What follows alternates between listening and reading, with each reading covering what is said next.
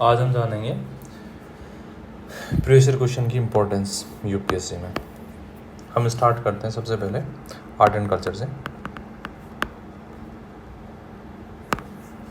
ये 2023 से लेके 2013 तक के PYQ लिखे हुए हैं। तो इनसे आपको दो चीज़ें पता चलती हैं PYQ से। पहली, कौन से टॉपिक इम्पोर्टेंट है, और दूसरा थीम कौन सी है, प्लस डायमेंशन, यूपीएससी कौन कौन से डायमेंशन पूछ सकता है। ठीक है, तो सबसे पहले इसमें सब साफ साफ लिखा हुआ है प्राचीन काल से आधुनिक काल तक, मतलब प्राचीन काल से आधुनिक काल तक साहित्य और वास्तुकला की विशेषताएं, उनके पहलू। सबसे पहले वैदिक समाज सबसे स्टार्टिंग में आपको मिल जाएगा। इसने मिडाइवल से पूछ लिया इस बार लास्ट ईयर, सल्तनत काल के बड़े तकनीकी बदलाव। एक चीज़ ध्यान रखना, चीज़ें टॉपिक वही होगा, मतलब थीम प्रीवियस ईयर क्वेश्चन की होगी, बट उसमें अप्लाइड क्वेश्चन पूछेगा। जैसे सल्तनत काल के तकनीकी बदलाव आप देख सकते हैं कि जैसे जरीबाना इनका इस टाइम जमीन नापने में उपयोग किया गया था।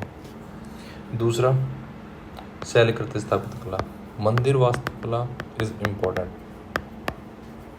जैसे मंदिर वास्तुकला भी देखोगे, शैलकृत वास्तुकला देखोगे आप, तो पूरा, चाहे वो मौर्य साम्राज्य हो, चाहे उसमें बुद्ध हो, चाहे उसमें आप गुप्तास को ले लो, क्योंकि गुप्तास के टाइम में तो सबसे इम्पोर्टेंट रोल रहा था मंदिर वास्तुकला का, क्योंकि इसके बाद ही वो डेवलपमेंट इसका शुरू हुआ था। दूसरा, गांधार कला, गांधार, मथुरा कला, अमरावती कला। गांधार कला से 2 बार क्वेश्चन आ सकते हैं, मैं आपको दिखाऊंगा। जैसे गांधार मूर्ति कला, और दूसरा एक बार और था गांधार कला मध्य से यूनानी व्यक्ति के युवा। और दूसरे इम्पोर्टेंट थीम में एक तो चोल साम्राज्य आता है, एक गुप्तास आता है, एक मौर्य आता है। अब आप देखो, गुप्ता काल, चोल काल का योगदान भारतीय परंपरा संस्कृति में। फिर मैं आपको वापस दिखाऊंगा चोल वास्तुकला का उच्च स्थान किया मंदिर वास्तुकला में। एक बार और आएगा ये देखो, बौद्ध धर्म के इतिहास में पाल काल का महत्वपूर्ण। तो आप एक चीज़ समझ पा रहे हो कि कौन कौन से टॉपिक इम्पोर्टेंट है। एक तो बुद्ध, दूसरा मौर्य एंड गुप्तास वास्तुकला, फिर इसी में गांधार पूछ लेगा आपको वास्तुकला में।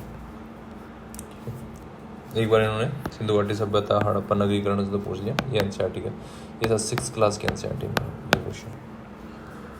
अब आओ साहित्य, दूसरा टॉपिक। 2 ही टॉपिक है, साहित्य और वास्तुकला। तो दूसरा टॉपिक है भक्ति साहित्य के बारे में पूछ लिया, फारसी साहित्य के बारे में पूछ लिया, चीनी अरबी यात्रा का वृत्तांत पूछ लिया, विजयनगर कृष्णदेव राय की कुछ उसके साहित्यिक महत्वाकांक्षा पूछ लिया उसकी, और दूसरा संगम साहित्य पूछ लिया। अब देखो, संगम, भक्ति एंड सूफी मूवमेंट पढ़ते ही हो आप, ठीक है। फारसी साहित्य का मिडाइवल इंडिया में बहुत महत्वपूर्ण भूमिका रही है, जिससे हमें मिडाइवल इंडिया की सामाजिक, सांस्कृतिक, आर्थिक, राजनीतिक स्थिति का पता चलता है। चीनी अरबी यात्रियों के यात्रा वृत्तांतों से हमें इतिहास की जानकारी मिलती है। तो इन्होंने क्या बताया, चीनी और अरबी। कुछ मिसलेनियस क्वेश्चन, जैसे रैंडमली कुछ यूपीएससी तो हमेशा सरप्राइज करता ही है, तो उसमें से कुछ ऐसे रैंडम क्वेश्चन थे, जैसे चैतन्य महाप्रभु भक्ति आंदोलन। अब इसको आप भक्ति आंदोलन से लिंक कर सकते हो, इसी में चाहे आप कबीर को रख लो, सॉरी भक्ति आंदोलन में आप चाहे फिर चैतन्य महाप्रभु का हो गया। इसके बाद आ जाओ प्राचीन सभ्यता मेसोपोटामिया।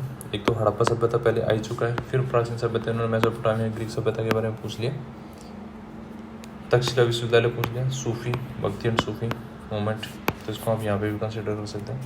और 2 क्वेश्चन इसमें, जैसे महात्मा गांधी रविंद्रनाथ टैगोर शिक्षा अंतर, ये मॉडर्न हिस्ट्री में कवर होते हैं, बट क्वेश्चन हो गया में डाल देंगे, ठीक है। दूसरा सबसे बड़ा, जैसे वास्तुकला देखो, डायमेंशन देख लो, सामाजिक, आर्थिक, राजनीतिक, प्रशासनिक, शिक्षा, साहित्य, विज्ञान, तकनीकी, संगीत, नृत्य, दार्शनिक व आध्यात्मिक प्रभाव, क्षेत्रीय कला, वास्तुकला का प्रभाव, ठीक है। और मोस्ट ऑफ देखो वीकर सेक्शन, जैसे सामाजिक वीकर सेक्शन में जैसे SC हो गए, ST हो गए, महिलाएं आ गई, दिव्यांग आ गए, ठीक है, वृद्ध लोग आ गए, तो ये सब वीकर सेक्शन हर एक के ऊपर आप फिर पॉइंट बना सकते हो। देखो क्वेश्चन में हमेशा अप्लाइड फॉर्म रहेगी, बस आपको 2 चीज़ देखनी है, आप जो पॉइंट डाल रहे हो या जो लिख रहे हो उसको बैक करने के लिए कोई एग्जाम्पल है या नहीं है। बाकी आपकी पेस्टल अप्रोच से काम चल जाएगा, political, economic, social, technical, environmental, legal. तो ऑलमोस्ट अभी में ये रहेगा, बट ये है कि आपको ये डायमेंशन पता होना चाहिए। शायद क्या है, प्री हिस्टोरिक। अब जैसे ये क्वेश्चन आया था भारतीय दर्शन परंपरा में, भारतीय स्मारक में, भारतीय दर्शन परंपरा में, भारतीय दर्शन से फिलोसफी का, जैसे वैदिक साहित्य वहाँ पे पूछा, वैदिक परंपरा एंड धर्म की वास्तुकला में। अब सेम टू सेम इन्होंने भारतीय दर्शन परंपरा, स्मारक और कला, मतलब भारतीय वास्तुकला में वैदिक साहित्य का योगदान, वैदिक दर्शन, सॉरी हमारे जो फिलोसफी का क्या योगदान रहा है, भारतीय दर्शन जो छह दर्शन जैसे, शायद इसमें नहीं है, हटा दिया है भाई। ये शॉर्ट नोट्स बने हुए हैं, ये क्वेश्चन के बेस पे बने हुए हैं, सारे थीम के बेस पे। ये मैं डाल दूंगा अपने टेलीग्राम चैनल पे, आप देख सकते हो। बट 2-3 बस इन चीज़ों का ध्यान रखना कि जैसे गांधार गए, ये गांधार, मथुरा और अमरावती, तीनों में क्या कंपैरिजन यहाँ है, शो कर दिया, लिखने की कोई ज़रूरत नहीं है, इसको यहीं पे ऐसे कैसे ऐड कर दिया। अब इसको जैसे जैसे इसमें ये बोलता है हेलेनिस्टिक मूर्तिकला, भारतीय यूनानी कला भी इसका कहा जाता है, उसके क्योंकि उस पर यूनानी प्रभाव स्पष्ट रूप से दिखाई देता है। और उसने सिर्फ सीधा क्वेश्चन में यही पूछा है कि हेलेनिस्टिक इम्पोर्टेंस। देखो ये देखो, बैक्टीरिया, गांधार कला मध्य एशियाई भारतीय यूनानी बैक्टीरिया तत्व को उजागर किया है। देखो ये यहाँ से क्वेश्चन निकल सकता है। और मैं आपको दिखा देता हूँ, जैसे अब ये स्थापत्य कला में मंदिर का जो बेसिक चीज़ें समानताएं क्या आती है, नागर शैली, ध्रुव शैली, उसकी अंतर क्या है, ये यहाँ पे लिखा हुआ है। एनसीईआरटी में भी आपको मिल जाएगा ये सब चीज़ें, भारतीय विश्वविद्यालय का ऐड किया हुआ है इसमें। दूसरा, बौद्ध धर्म के विकास में पाल वंश का योगदान, ये क्वेश्चन भी बार आ चुका है, तो उसके कुछ इंपॉर्टेंट पॉइंट यहाँ डले हुए हैं कि आप ऐसी चीज़ें लास्ट मोमेंट पे याद कर सको। विदेशी यात्रियों को डाला हुआ है। साहित्य, अब देखो साहित्य में 2-3 चीज़ें, संगम साहित्य पूछा है, बौद्ध साहित्य पूछा है, फारसी साहित्य पूछा है, भक्ति सूफी साहित्य पूछा है, वैदिक साहित्य पूछा है और विजयनगर पूछा है। अभी तक तो ये 6 टॉपिक पूछा है और ऑलमोस्ट इन्हीं में से वापस रिपीट हो। तो राइटर और कुछ बुक, उनको हमेशा याद कर लेना, वो आप प्रीलिम्स में भी देख लेते हो तो वहाँ से भी कवर कर सकते हो। कुछ अपने हिसाब से कुछ नोट्स भी बना सकते हो। ये मैंने डाला हुआ है, बौद्ध का है, ये जैन का है, ये विजयनगर साम्राज्य का है और ये कुछ कठपुतली का है, कठपुतली कुछ जो भी है, ये एक्स्ट्रा इन्फॉर्मेशन। संगम साहित्य का थोड़ा छोटा सा बनाया हुआ है।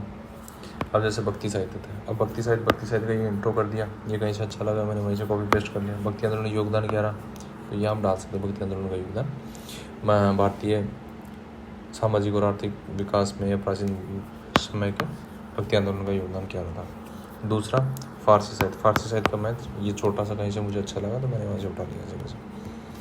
1857 क्रांति, ये मॉडर्निस्ट है। तो बच्चों ये है आर्ट एंड कल्चर मुश्किल से 15 पेज में खत्म है।